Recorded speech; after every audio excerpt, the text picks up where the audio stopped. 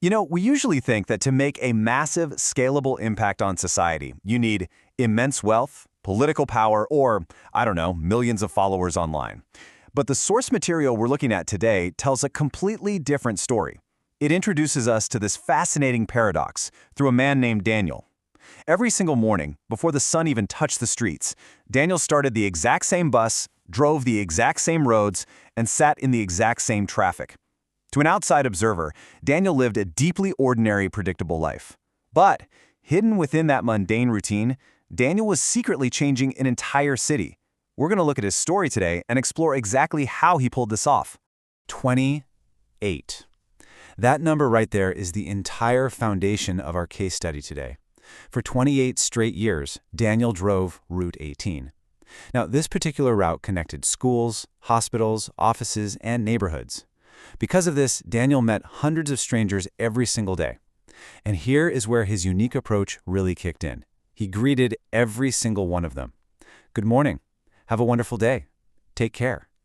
And he did this whether they smiled back, whether they complained, or whether they completely ignored him and just stared down at their phones. So how exactly does a deeply ordinary life, literally doing the exact same job day in and day out, result in thousands of changed lives? How do we bridge that gap? Well, Daniel's underlying philosophy proved that your baseline of respect shouldn't depend on someone else's attitude. By detaching his own behavior from the immediate reactions of his passengers, he was able to compound a supposedly mundane life into massive, scalable social impact. All right, let's look at part 1. 3 ordinary interactions, the method in action. Daniel's passengers pretty much fell into 3 distinct demographics: the shy, the exhausted, and the angry. Sounds kind of like the cast of a chaotic reality show, right? But these were just his everyday commuters. By looking at these specific examples from our source material, we can see exactly how his unwavering baseline of respect completely altered the trajectories of youth, burnout, and outright hostility. Let's start with the shy ones. Every morning, a nervous young boy named Oliver boarded the bus with his grandmother. Oliver hardly spoke at all, but Daniel smiled at him every single day and greeted him with, "Good morning, Captain." That just became Oliver's nickname. Now, it didn't work overnight, but weeks turned into months, and slowly, that shy little boy started smiling back. Years later, Oliver actually admitted that Daniel was the first adult outside of his own family who made him feel noticed. That one consistent, kind greeting basically became the foundation for a young boy's confidence.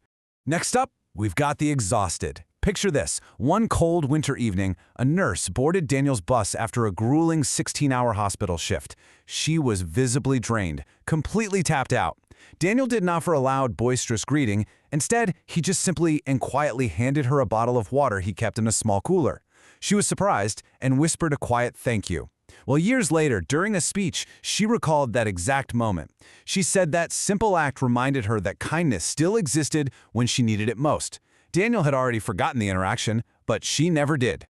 Okay, now for the third interaction, and I really want to slow down our pacing here because this is absolutely vital.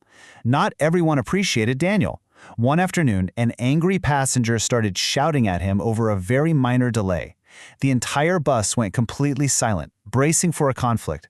But Daniel simply listened patiently and calmly replied, "I'm sorry your day has been difficult. I hope it gets better from here." The passenger immediately stopped shouting and a few seconds later quietly apologized. The whole bus was just amazed. And this brilliantly illustrates the profound psychological insight Daniel had. When someone asked him about that specific incident later, Daniel explained his reasoning simply: "People often carry invisible battles. I try not to become another one." Think about that. The crucial point here is that Daniel recognized anger as a symptom of an unseen struggle, not a personal attack. By refusing to match the passenger's hostility, he completely neutralized the tension. Which brings us to part 2, the mindset engine, the gratitude journal. So, what's the secret? How do you sustain that level of positive energy for 28 years without completely burning out? I mean, dealing with the public every single day is exhausting. Well, his secret was just a simple daily habit. Every evening after work, Daniel would go home and open a notebook. He deliberately ignored money, he deliberately ignored his problems. Instead, he wrote down just one single positive sentence about something that happened that day. It could be as simple as a child laughed, or I helped someone with heavy bags, or a stranger smiled. That's it, just one sentence. But look at what happens when you apply consistency to that tiny habit. Over almost 3 decades of driving Route 18, that notebook accumulated over 10,000 small moments of gratitude. 10,000! That is a staggering volume of positive reinforcement that he intentionally wired into his own brain day after day. And that brings us to Daniel's core philosophy, which is honestly so relevant for all of us. Happiness grows where attention goes. By essentially forcing himself to scan his day for just one positive interaction, he trained his mind to look for the good in humanity.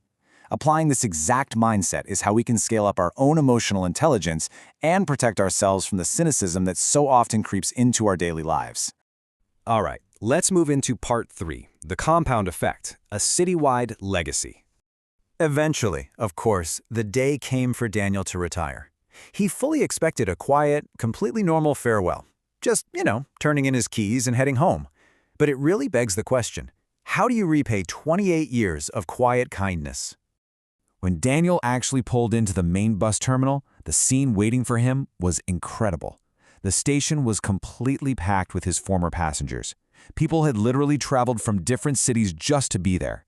The crowd was immense. Teachers, doctors, police officers, business owners, students, parents.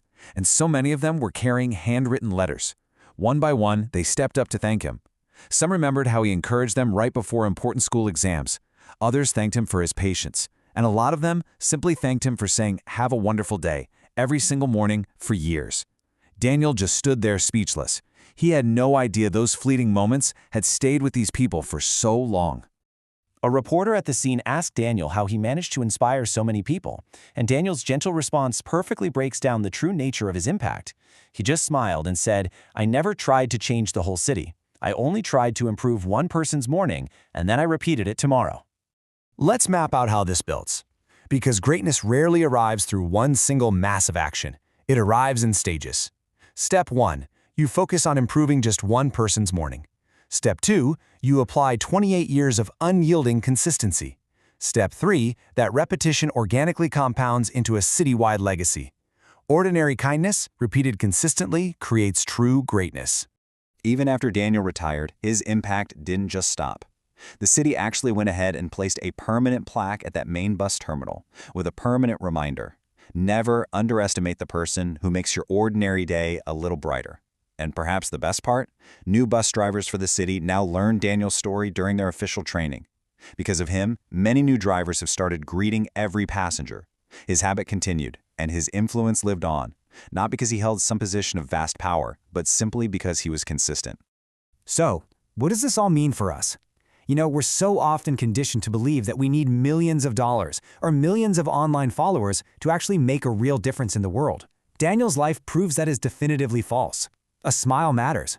A kind word matters. Respect matters. And above all, consistency matters. You may never truly know how deeply one small act of yours affects another person's entire trajectory. So, I want to leave you with a question as we wrap up today's explainer. If one ordinary bus driver could change thousands of lives just by saying good morning for 28 years, what could you do with your daily routine starting tomorrow? Think about it. Let us know your thoughts in the comments, or simply type "kindness is strength" to join the movement. Thanks so much for hanging out with us, and I'll catch you